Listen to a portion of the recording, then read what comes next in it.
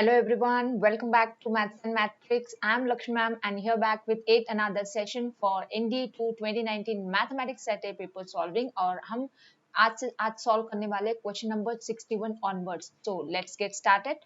Let's see this question number 61 now. What is the minimum value of a square upon cos square x plus b square upon sin square x where a is positive and b is positive? Is it a plus b whole square or a minus b whole square or a square plus b square or modulus of a square plus b square? तो इस expression का हमें minimum value निकालना है। तो अभी ये expression हम लिख कैसे सकते हैं? इसको हम लिख सकते हैं a square secant square x plus b square cosecant square x। ठीक है, नॉट ओनली दैट, इसको हम और कैसे लिख सकते हैं? We can write this as this secant square x, we can replace it in terms of tan. Cosecant square we can replace it in terms of cot, because cot और tan का अच्छा बनता है. They are reciprocals of each other. So we can try to convert in them so that we can simplify this expression, right? तो ये हो जाएगा a square. So this will be equal to a square into secant square x की value जो हो जाएगी 1 plus tan square x plus b square into cosecant square की value क्या होती है? 1 plus cot square x. तो अभी ये दिख क्या रहा ना, ये हो जाएगा a square यहाँ से और वहाँ पे b square है तो वो लिख लिया, प्लस हमारे पास है a square tan square x plus b square cot square x। अभी अच्छे से समझो, यहाँ पे देखो, यहाँ पे हमारे को है a square plus b square, fine, but यहाँ पे ये जो चीज है इसको मैं ना am gm से रिप्लेस कर सकती हूँ। इसका वैल्यू क्या लिख सकती हूँ मैं? इसका value I can write it as 2 times of ab। I can write with the symbol of the inequality। यहाँ पे कौन सी इनइक्वालिटी आएगी? ग्रेटर देन इक्वल्स टू की इनइक्वालिटी आएगी। मैं बताती हूँ 2ab कैसे आता है। देखो नेक्स्ट लाइन पे आपके पास है दो numbers a tan square x plus b a square tan square x plus b square cot square x। ये चीज है ना आपके पास, इसको हमने ले लिया टू नंबर्स, तो ये डिवाइड बाय 2 ये हो गया am of these two numbers is always greater than equals to gm of these two numbers, that is gm of the two numbers क्या है? a square tan square x into b square cot square x। तो मैं अभी ये numerator की value क्या लिखूं? a square tan square x plus b square cot square x की वैल्यू क्या लिखूं? Greater than equals to 2 times the root ना। अभी रूट की वैल्यू देखो, ये tan square x into cot square x की वैल्यू हो गई 1, तो रूट में आया a स्क्वायर b स्क्वायर, मतलब ये हो जाता 2 टाइम्स ab है ना। तो इसीलिए मैंने यहाँ पे क्या लिखा था? यहाँ पे मैंने ये लिखा था, तो ये क्या बन जाता है? This is equals to a plus b का स्क्वायर। मतलब हमें क्या मिला? This expression value is greater than equals to a plus b the whole square. तो इसकी मिनिमम वैल्यू हमें दिख गई ना, इसकी मिनिमम वैल्यू क्या दिखी हमें? मिनिमम वैल्यू हमें दिखी a plus b the whole square, क्योंकि इसकी वैल्यू है greater than equals to a plus B whole square. आपको समझ में आ रहा है ना? ग्रेटर देन इक्वल टू का मतलब क्या? इक्वल टू इतना, फिर इससे बड़ा हमें चाहिए मिनिमम, तो इतना तो मिनिमम है ना उसका, a plus B the whole square. तो इसीलिए इसका आंसर क्या हो गया? ऑप्शन ए हो गया। क्लियर है बात? तो अभी बढ़ते हैं आगे। Number 62, if the angles of a triangle ABC are in AP। Angles क्या है? एंगल वो बंदा बोल रहा है ABC, ये एंगल्स क्या है? AP में। मतलब मैं एंगल B को क्या लिखूं? एंगल B को मैं लिख सकती हूँ a प्लस सी बाई 2। ये पहले लाइन का मतलब लिख लूँ मैं। मतलब 2b is equals to a plus C है मेरे पास। मतलब मेरे पास ट्रायंगल में a plus B plus C की वैल्यू तो 180 है ना, तो इसमें तो मुझे a प्लस सी ऑलरेडी दिख गया, तो ये 3b इज इक्वल्स टू 180 है, तो b इज इक्वल्स टू मुझे दिख गया 60 डिग्री करके। चलो पहले लाइन से हमें एंगल b तो मिल गया। आगे क्या बोल रहा है? b एंड c का रेशियो जो है, साइड b एंड c का रेशियो इज √3:√2। ठीक है, then what is the measure of angle a? अभी एंगल a निकालने के लिए हमें साइन रूल की यूज, हम लोग साइन रूल का हेल्प ले सकते हैं एंगल a निकालने के लिए, बट हमें एंगल दिया है, हमें एंगल निकालने के लिए साइड्स चाहिए रहती ना। देखो हमें एंगल ए निकालने के लिए क्या तरीका है हमारे पास? अगर दो एंगल रहेंगे ट्रायंगल में ए बी सी में, अगर हम लोग को बी और सी पता चल जाएंगे तो एंगल ए हम निकाल सकते हैं, और एंगल बी तो हमें वैसे भी पता चला, एंगल सी के लिए हमें काम कर सकते हैं, ये यूज कर सकते हैं और साइन रूल यहाँ पे लगा सकते हैं। तो हम क्या करेंगे? नेक्स्ट लाइन पे हमारे पास रेशियो है ना b/c का, √3/√2 है, बट हमारे को पता है कि साइन रूल क्या बताता है? साइन रूल बताता है sine b upon b is equals to sine c upon c। मतलब sine b upon sine c, ये क्या हो जाएगा? b बाई सी है ना, ये क्या हो जाएगा? b बाई सी। यहाँ पे हमें b के एंगल पता है ना 60 डिग्री, तो हम यहाँ पे डाल सकते हैं √3/2 times sine C is equals to B by C. तो मैं ये बी बाई सी को हटाऊंगी यहाँ से, मुझे साइड से मतलब नहीं, मुझे एंगल चाहिए, तो बी बाई सी को मैं यहाँ से हटाऊंगी और इसके बदले क्या लिखूंगी, √3/2 साइन सी लिखूंगी इक्वल्स टू √3/√2। तो √3 तो कट रहा, तो साइन सी हमें क्या दिख के आ रहा, हमें दिख के आ रहा √2/2 जो कि है 1/√2। 1/√2 मतलब सी एंगल कितना हो गया, 45 डिग्री, है ना, 45 डिग्री हो गया। तो आपको सी मिल गया। अभी एंगल ए के लिए काम करो, एंगल ए कैसे मिलेगा, 180 माइनस बी माइनस सी कर दो, 180 माइनस बी माइनस सी, 60 प्लस 45 कितना होता है 105, तो ये आ जाएगा 75 degrees and hence the angle A, option D. समझ में आया ना, हमें एंगल अननोन था तो एंगल के लिए काम करना था हमें, है ना, तो जो दे के रखा था उन्होंने साइड्स का रेशियो उससे यूज किया हमने, साइन रूल में उसको यूज करके हमने वहां पे एक एंगल ढूंढ लिया, साइड्स को रिप्लेस कर दिया एंगल से और हमारी बात बन गई, एंगल ए हमें मिल चुका। क्लियर है बात। देखो आते हैं नेक्स्ट क्वेश्चन पे, नंबर 63 पे। Let's see the question number 63 now. If tan a minus tan b is known to you, it's x, and cot b minus cot a is known to you, it is y, then what is the value of cot of a minus b? Straightforward simple direct question है, cot of A minus B निकालने के लिए बोल रहा है। Cot of A minus B का तो हमारे पास फॉर्मूला होता है, क्या फॉर्मूला होता है, cot A into cot B minus one, sorry minus one नहीं प्लस वन आएगा न्यूमरेटर में, डिनोमिनेटर में आता है minus, cot of B minus cot of A. ठीक है, ये हमारा फॉर्मूला। तो इसमें हमें क्या क्या चाहिए, हमें चाहिए ये इंटू की वैल्यू, है ना, ये इंटू की वैल्यू चाहिए और ये वैल्यू तो हमारे पास नोन है y है। ठीक है, तो इंटू की वैल्यू निकालने के लिए हमारे पास ये पहला गिवन है ना, इसको यूज कर सकते हैं। देखो tan a minus tan b, क्या बोल रहा बंदा, x से बोल रहा है, tan a tan b को हम लोग कन्वर्ट करेंगे कॉट में, तो ये बन जाएगा 1/cot माइनस 1/cot, है ना, तो क्रॉस मल्टीप्लाई कर लो तो ये देगा cot b minus cot a upon cot a into cot b की value is equal to x। देखो अभी इसमें तो हमें पता है कि न्यूमरेटर की value cot b minus cot a क्या है, y है। ठीक है, तो हमें मिल गई यहाँ पे cot a into cot b की value that is equal to y/x। इतना समझ में आया। देखो ये कैसे आया, मैंने यहाँ पे x को लेफ्ट में भेज दिया और ये डिनोमिनेटर को राइट में भेज दिया, तो मुझे y/x इसकी वैल्यू मिली। तो अभी हमें मिलेगा cot of a minus b as per the formula, numerator की वैल्यू है y, न्यूमरेटर की वैल्यू क्या थी एज पर द फॉर्मूला, इसकी वैल्यू देखो, न्यूमरेटर था हमारा cot a into cot b plus one upon denominator था हमारा cot b minus cot a। Substitute करो अभी यहाँ पे वैल्यू, न्यूमरेटर हमें मिला y/x प्लस वन, डिनोमिनेटर है हमारा y, न्यूमरेटर को क्रॉस मल्टीप्लाई कर लो, y plus x upon x y आएगा, डिनोमिनेटर सेपरेट करो 1/x plus 1/y, that is the option number yes A for this question. Clear है बात, हमने डिनोमिनेटर को सेपरेट किया, y अपॉन एक्स वाई किया तो y कट हुआ, x अपॉन एक्स वाई किया तो x कट हुआ, that is giving you 1/x plus 1/y। Clear है बात। अभी बढ़ते आगे, देखते next question 64th question. What is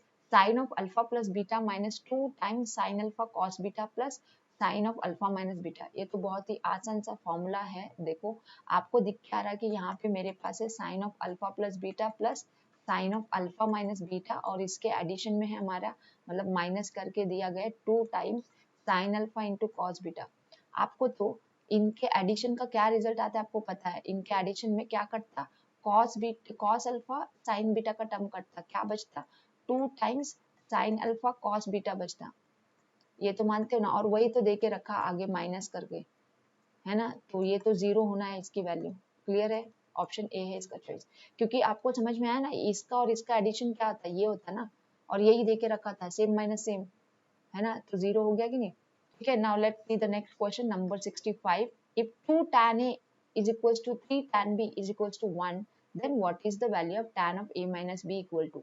ये सम कैसे सॉल्व करेंगे, देखो दे के क्या रखा है 2 tan a is equals to 3 tan b is equals to 1, तो इसमें आपको दो वैल्यू सेट मिलेंगे, पहले को इक्वेट करो 1 के साथ तो आपको tan a देगा जो कि है 1/2, और दूसरे को इक्वेट करो 1 के साथ जो कि देगा tan b जो कि है 1/3।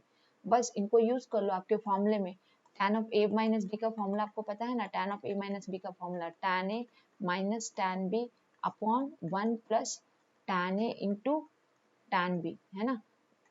चलो वैल्यूज पुट अप करेंगे, tan a है अपना 1/2 then minus 1/3 upon 1 plus 1/2 into 1/3। आगे की लाइन पे इसको सॉल्व कर लेते हैं, ठीक है, यहाँ पे ही कर लेते, कोई प्रॉब्लम नहीं है ना, इजी है ना सॉल्विंग। तो इसका क्रॉस मल्टीप्लाई कर लो, न्यूमरेटर में क्रॉस मल्टीप्लाई कर लो, 3 माइनस 2 1/6 आएगा, 1/6 इंटू इसका 6 अपॉन ये कितना होता है 2 3 6 प्लस 1 5, तो 6 6 कट रहा, क्या आंसर आ रहा है इसका 1/5 आ रहा है। आसान सा सवाल था ये, ठीक है, आप भी कर सकते हो खुद से। देखो अभी ये नेक्स्ट क्वेश्चन देखते हैं, 66 from the trigonometry only. What is cos 80 degree plus cos 40 degree minus cos 20 degree equals to? इसका आंसर 0 आना है। क्यों पता है? इसको आपको लगाना है फॉर्मूला, इन दो टर्म को, और इनके फॉर्मूले में आपको cos 20 का टर्म आ जाता, वो माइनस हो जाता और आंसर 0 आता। देखो आपको सबको फॉर्मूला पता है ना, cos of c plus cos of d का फॉर्मूला पता है ना, ये क्या होता है, 2 times cos c plus d by 2 into cos c minus d by 2, ये फॉर्मूला होता है ना, ये फॉर्मूला हम लगाएंगे ये दो टर्म को, तो हमें cos 80 प्लस cos 40, इसकी वैल्यू क्या आ जाएगी, 2 टाइम्स cos 80 प्लस 40 कितना, 80 प्लस 40 कितना, 120, 120 बाई 2 कितना आएगा, 60, है ना, into cos of 80 minus 40, 40 by 2 देखो cos 20, तो ये हमें दे रहा है 2 इंटू ये हाफ इंटू cos 20, तो ये हमें दे रहा है cos 20 ना, इसलिए मैंने बोला कि फाइनल आंसर क्या था, cos 20 माइनस cos 20, तो cos 20 माइनस cos 20 क्या हो जाएगा, एक्सप्रेशन की वैल्यू हो जाएगी 0, तो इसीलिए इसका आंसर क्या था, ऑप्शन सी था, मैं बोल रही थी। क्लियर है बात? देखो अभी आते हैं नेक्स्ट क्वेश्चन पे, हमारा नेक्स्ट क्वेश्चन है अभी, that's the question number 67। Okay, if angle C of a triangle ABC is a right angle, then what is tan A plus tan B equal to? ये भी बहुत ही आसान क्वेश्चन था, straightly यहाँ पे बोला गया कि एंगल C क्या है, एक ट्रायंगल का ही एंगल है जो कि राइट एंगल ट्रायंगल है, तो राइट एंगल ट्रायंगल ले लो, और इसका राइट एंगल कौन है, वहाँ पे बोला था एंगल C है। ओके ये है एंगल सी, तो ऑर्डर में नाम दे दो, ये हो जाएगा ए बी सी, ये ऑर्डर में, ठीक है। तो अभी आपको तो पता है एंगल बी के अपोजिट साइड लेंगे बी, एंगल सी के opposite side C, angle A के अपोजिट साइड ए, तो हमें क्या निकालना है, टैन ए निकाल लो, फिर टैन ए क्या बता रहा है, टैन ए मतलब इस एंगल ए की बात कर रहे हैं, टैन ए क्या आएगा, opposite is A, adjacent is B, और टैन बी क्या आएगा, टैन बी एंगल अपोजिट कौन है टैन बी की, बी है ना, अपोजिट, और एडजेसेंट कौन है, ए है, तो हमें क्या चाहिए, इनका सम चाहिए, है ना, इनका सम निकालो, तो इनका सम क्या आएगा, सिंपल सी बात है, tan ए प्लस tan बी का सम क्या आ जाएगा, इसका सम आ रहा है a by B plus B by A, cross multiply कर लो, A square plus B square by A B. अभी A square plus B square क्या होता है, ये तो hypo, A square plus B square Pythagoras theorem हो गया ना, यहाँ पे सी स्क्वायर की वैल्यू हो गई वो, तो C square by A B, और वो देके रखा है कहाँ पे हमें, C square by A B, option number D में, तो ऑप्शन डी है हमारा राइट चॉइस। बढ़ते आगे with the next question, what is cot of a by 2 minus tan of a by 2 equal to? cot of a by 2 minus tan of a by 2 equal to, और options अगर देख रहे हो ये तो single angle में है, tan a cot a 2 tan a 2 cot a, मतलब हमें यहाँ पे हाफ एंगल के फॉर्मूलेस को यूज करना होगा, बट कैसे, हम क्या कर सकते, ये cot a by 2 को हम लिख सकते cos a by 2 upon sin a by 2, similarly हम लोग tan को भी वैसे लिख सकते हैं, है ना, tan को क्या लिख सकते हैं हम लोग, tan a by 2 को लिख सकते हैं sin a by 2 upon cos a by 2, अभी इन दोनों का क्या चाहिए हमें, डिफरेंस, तो cot a by 2 minus tan a by 2 का डिफरेंस क्या होगा, यहाँ ऊपर से देख लो, यहाँ पे इन दोनों का डिफरेंस क्या आएगा, इनको क्रॉस मल्टीप्लाई करना पड़ेगा, ये आएगा cos square a by 2 minus sin square a by 2 upon denominator क्या आ रहा है, sin a by 2 into cos a by 2, अभी न्यूमरेटर दिख के आएगा ना आपको, ये क्या है, डब हाफ एंगल फॉर्मूला है, cos a का फॉर्मूला हो गया वो, है ना, वो क्या है हमारा cos a का फॉर्मूला है, तो न्यूमरेटर तो cos a है, अभी डिनोमिनेटर को क्या बोलूँ मैं, sin a by 2 cos a by 2, यहाँ पे जो ना 2 मिसिंग है, तो मैं 2 by 2 से अगर मल्टीप्लाई करूंगी, यहाँ पे अगर 2 by 2 से 2 by 2 का एडजस्टमेंट करूंगी मैं, डिनोमिनेटर क्या हो जाएगा, sin a हो जाएगा, तो मुझे तो आंसर दिख के है ना, 2 टाइम्स cot a है इसका आंसर, क्या है, 2 टाइम्स cot a b, यहाँ पे मुझे क्या एडजस्ट करना पड़ा, मुझे यहाँ पे 2 by 2 एडजस्ट करना पड़ा, डिनोमिनेटर वाला 2 यूज हो गया, sin a का वो फॉर्मूला बन गया, है ना, sin a का फॉर्मूला हाफ एंगल फॉर्मूला, तो 2 cos a by sin a क्या बन गया, 2 cot a, और ये हो गया हमारा आंसर ऑप्शन बी। बढ़ते आगे with the next question now, what is cot a plus cosec a, ये भी आसान से सवाल था, देखो बहुत ही आसान सवाल आए थे ट्रिग्नोमेट्री के ऊपर इन एनडीए 2 2019, जैसे कि आप देख ही रहे हो कि सिंपल ट्रिग्नोमेट्रिक रेशियो के डेफिनेशन बेस्ड क्वेश्चन थे, simple trigonometric ratios and identities के, है ना, तो cot a को हमें लिखना है साइन एंड कॉस में, साइन एंड कॉस में लिखना है, तो cot क्या है डेफिनेशन, इसका डेफिनेशन होता है cosine a upon sine a, है ना, ये लिख दिया मैंने cot, अभी क्या है कोसेक को लिखना है हमें, कोसेक क्या आएगा 1 अपॉन साइन a, दोनों का बेस सेम है, यहाँ पे डिनोमिनेटर सेम है, तो ये हो जाएगा cos a plus 1 upon sine a, देखो अभी हाफ एंगल फॉर्मूला लगेंगे, 1 प्लस कॉस ए, इसका हाफ एंगल फॉर्मूला क्या बन जाएगा 2 times cos square A by 2, और साइन ए का half angle formula 2 sine A by 2 into cos A by 2। तो इसमें से क्या कट रहा, एक कॉस कट रहा और क्या कट रहा है यहाँ पे 2 कट रहा, तो हमें क्या आ रहा cos A by 2, cos A by 2 and sine A by 2 आ रहा है। तो इसका वैल्यू क्या होगा, ये हो गया कॉट ए बाई 2, है ना, cot A by 2, that is the option number B for this question. Clear है बात। देखो अभी नेक्स्ट क्वेश्चन पे आते हैं, what is tan 25 tan 15 plus tan 15 tan 50 plus tan 25 tan 50 equal to. तो अभी ये क्वेश्चन को ध्यान से देखो, ये 25 प्लस 15 क्या होता, 25 प्लस 15 हो जाता 40 डिग्री। अभी एक नया एंगल है यहाँ पे 50, ये कहाँ से कैसे यूज करेंगे हम देख पा रहे कि tan ऑफ 50 डिग्री को हम लोग रिप्लेस कर सकते हैं cot ऑफ 40 डिग्री, तो इससे क्या हो जाएगा, ये एंगल भी 40 डिग्री में कन्वर्ट हो जाएगा और हमें स्प्लिटिंग मिल गया, है ना, कि हम कंपाउंड एंगल फॉर्मूला यहाँ पे लगा सकते हैं, है ना। तो हम क्या करेंगे यहाँ पे, हम इसी से स्टार्ट करेंगे, tan ऑफ 50 से स्टार्ट करेंगे, जो कि यहाँ पे एक अलग सा है tan ऑफ 50।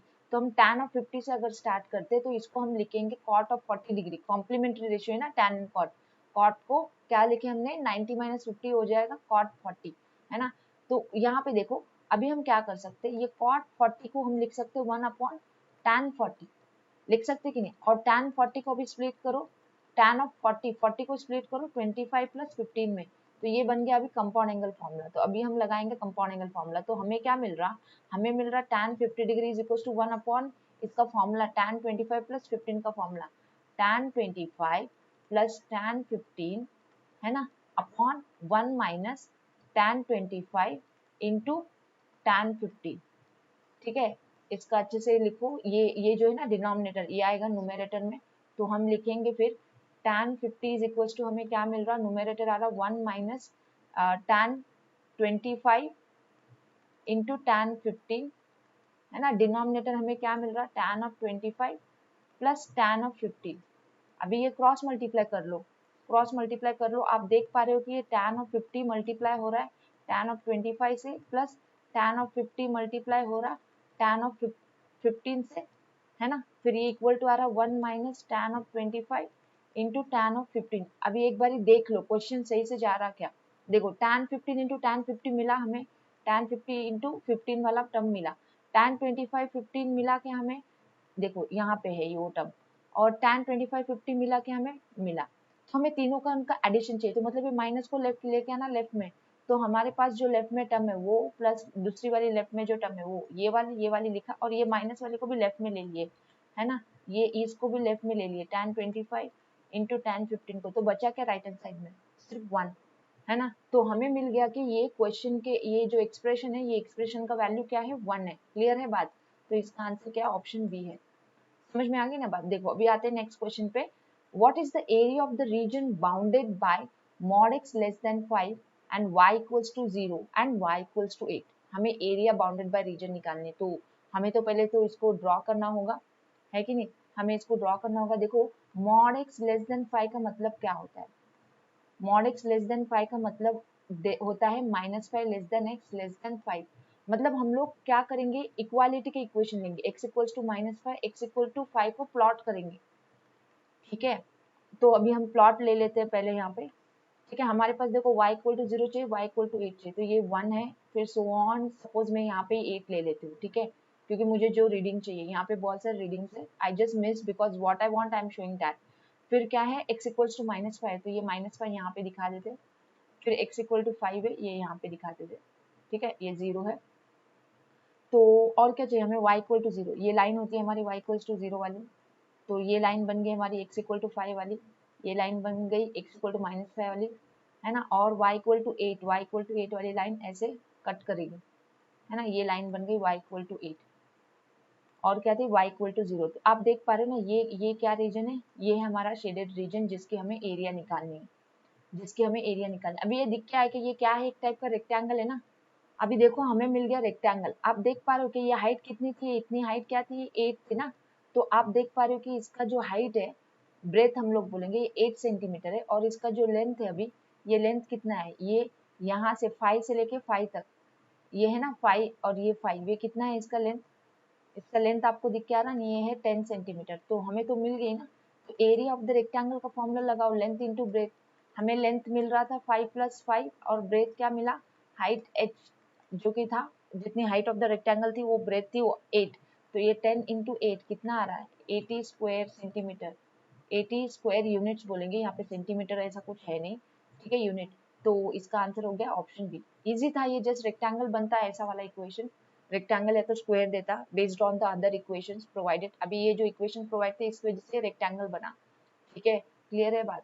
अभी आते हैं नेक्स्ट क्वेश्चन पे हमारे 72 पे। Consider the following statement in respect of the function f of x is equals to sine of 1/x, ये फंक्शन दिया है, it is defined for x non zero, मतलब ये फंक्शन एग्जिस्ट होगा जब x is non zero, because 1/x है ना, तो डिफाइन तो करना बनता ही है कि x should be non zero. और क्या बता के रखा है कि f ऑफ जीरो की वैल्यू क्या है, इसकी जीरो है। तो अभी हमें पूछा गया पहला statement, limit x tends to zero f of x exist होता क्या, एग्जिस्ट होता क्या limit x tends to f of x, हमें ये चेक करेंगे LHL और RHL निकाल के। देखो LHL निकालो, LHL क्या आएगा, limit h tends to zero, क्या लेंगे f ऑफ 0 - h लेंगे, ठीक है, क्योंकि हमें limit x tends to zero check करना है, तो मैं h टेंस टू जीरो लेके लेफ्ट हैंड लिमिट चेक कर रही हूँ LHL, तो ये क्या आ जाएगा, limit h tends to zero sine of -1/h, जो कि हो जाएगा minus limit h tends to zero sine of 1/h।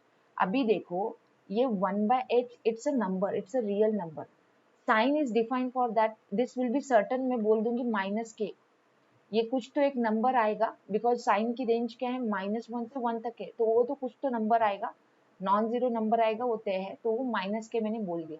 अभी मैं डिस्कस करूंगी RHL को। RHL क्या आप गेस कर सकते हो क्या आएगा, गेस किया क्या आपने, RHL क्या आएगा इसका, limit h tends to zero sine of positive आएगा, है ना, ये आएगा पॉजिटिव के। अभी देखो इसका LHL है माइनस के और इसका RHL है प्लस के, तो ये इक्वल होगा क्या, नहीं होगा, मतलब लिमिट क्या होगा, does not exist, doesn't exist आएगा, बट वो बंदों ने बोल के रखा एग्जिस्ट, तो ये क्या हो गई, रॉन्ग स्टेटमेंट हो गई। और दूसरा क्या बोला, F of X is continuous at X equal to zero, continuous है क्या, जब लिमिट एग्जिस्ट नहीं हुआ तो कंटिन्यूटी की बात कहाँ से आई, कंटिन्यूटी होने के लिए पहले तो लिमिट एग्जिस्ट होना चाहिए, ये तो फिर ब्लाइंडली आप इसको कंसिडर करो, ये भी क्या है, रॉन्ग है, तो इसका करेक्ट क्या है आंसर, इसका करेक्ट आंसर क्या है, ऑप्शन नंबर डी है इसका करेक्ट आंसर। क्लियर है बात, ठीक है, तो अभी बढ़ते आगे विद द नेक्स्ट क्वेश्चन। देखो बहुत ही आसान क्वेश्चन था ये लिमिट्स से। What is the value of limit x tends to 0 sin x degree upon tan 3x degree, इसका तो आप शॉर्टकट याद में रख लो, जब भी आपको ऐसा फॉर्म आता है इसका आंसर है 1/3, ये पूरा एडजस्टमेंट होता है, इसमें कैंसिल हो जाता है, इसमें स्टैंडर्ड फॉर्म आपको वो यूज करना पड़ता है, sin x/x का लिमिट क्या होता एज x टेंड्स टू 0, ये 1 होता, and limit of x tends to 0 of tan x upon x भी क्या होता, 1 होता। अगर आपको ये समझ में नहीं आया मैंने 1/3 क्यों लिखा है, you can get back to me in the comment section, I will get a separate shortcut video for you. आपको मैं यहाँ पे एक शॉर्टकट बता भी देती हूँ, जब भी आपको ऐसा फॉर्म का कुछ आता है, limit x tends to 0 sine of ax upon tan of bx आता, तो इसका आंसर रहता है a/b, इसका आंसर क्या रहता है a/b, ठीक है। तो यहाँ पे क्या है, sine of x degree upon tan of 3x degree, तो इसका आंसर क्या है 1/3, तो मैं इसका डायरेक्ट आंसर लिख दे रही हूँ यहाँ पे ऑप्शन बी, ये है इसका शॉर्टकट ट्रिक। ओके, आपको अगर लेंदी मेथड से इसको सॉल्व करना है तो कर सकते हो, आप एलॉपिटल रूल से भी कर सकते हो, बिकॉज ये 0/0 है। ओके, बढ़ते हैं आगे विद द नेक्स्ट क्वेश्चन 74, जो कि है डिफरेंशियल इक्वेशन से। What is the degree of the differential equation.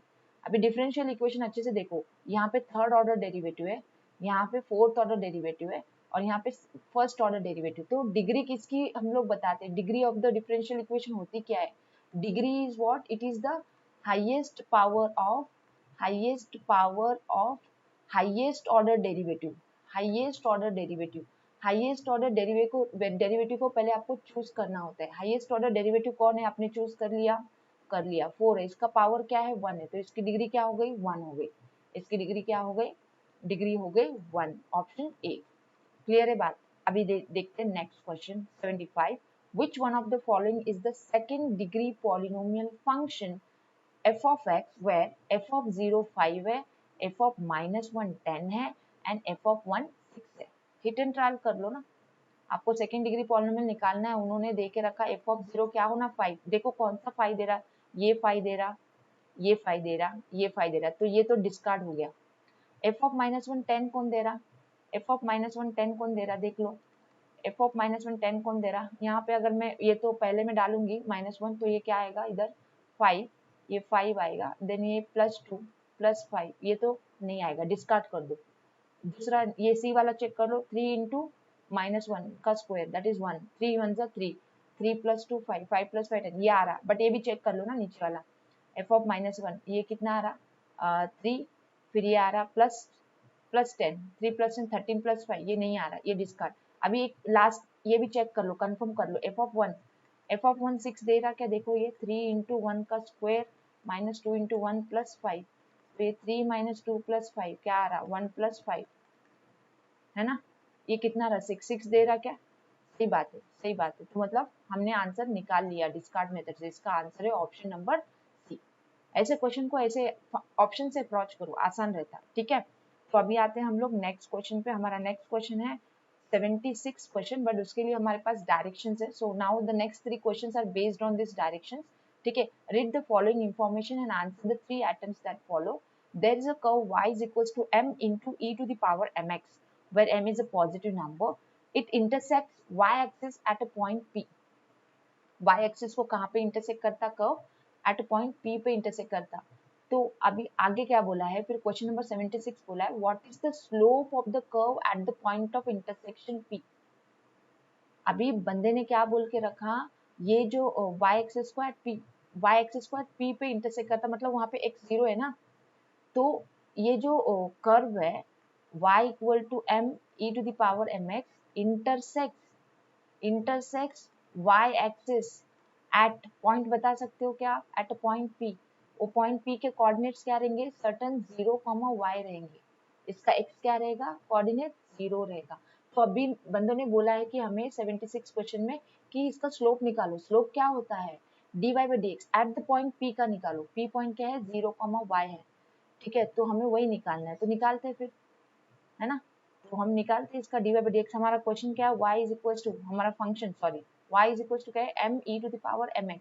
इसका dy/dx निकाल लो, dy/dx क्या आएगा, m square e to the power mx। अभी हमें कुछ पता था क्या, हमें पता था हमें निकालना है dy/dx एट 0, y। तो x आप क्या पुट करोगे, 0 ना, इधर तो y है ही नहीं, x से ही काम चल जाएगा। यहाँ पे e टू द पावर 0 क्या आ रहा, m स्क्वायर आ रहा, बन गई बात, आंसर मिल गया, क्लियर है। नेक्स्ट क्वेश्चन देखो, ये हो गया हमारा m स्क्वायर आया इसका आंसर। देखो नेक्स्ट है हमारा 77, सेम डेटा पे है, how much angle does the tangent at P make with y axis. Angle between tangent and the y axis निकालना है इसका मतलब।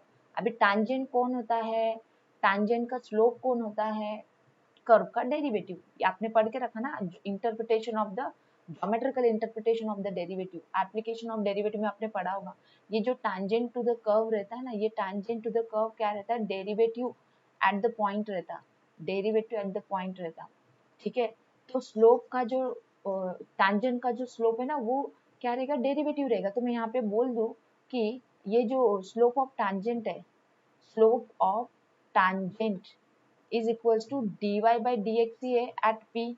वो कितना है, हमें m स्क्वायर आया। देखो मैंने डिटरमाइन किया slope of the tangent equal to m square, but हमें पता है कि स्लोप ऑफ टैंजेंट क्या होता है, tan थीटा होता है, that is the tangent of the angle made by that line with respect to x axis. तो tan थीटा है, tan थीटा कितना है हमारा, m स्क्वायर है, तो मतलब थीटा इज इक्वल टू क्या है, tan inverse of m square. अभी अच्छे से सुनो मैं क्या बोल रही हूँ, हमारे पास ये जो टैंजेंट है ना, ये किसके साथ एंगल बना रहा, y एक्सिस के साथ। अभी टैंजेंट ये एंगल बनाता theta with respect to x axis, तो x और y में कितना डिग्री का एंगल रहता, 90 डिग्री का रहता ना।